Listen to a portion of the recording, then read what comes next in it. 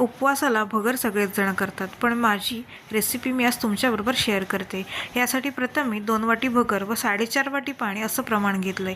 भगर स्वच्छ धुवून नितळून घ्यायची। यानंतर एका कढईमध्ये तूप तापलं की जिरं व मिरचीची फोडणी परतवून घ्यायची।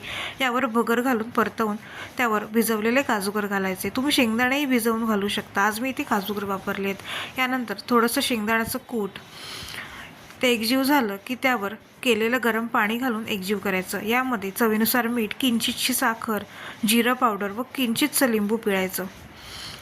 ते एकजीव झालं की त्यावर चमचाभर तूप घालून ते ताट ठेवून 5 ते 10 मिनिटं वाफ काढायची। यानंतर ताट बाजूला करून पाणी चेक करायचं। पाणी थोडंसं तुम्हाला कमी जर वाटलं तर तुम्ही पुन्हा ते ॲड करू शकता। यानंतर 10 ते 15 मिनिटं वाफ काढून भगर गरम गरम अशी तयार होते। अशी भगर नक्की करा व त्याचा आनंद घ्या। व आपल्याला चॅनलला लाईक, फॉलो व सबस्क्राईब करायला विसरू नका। धन्यवाद।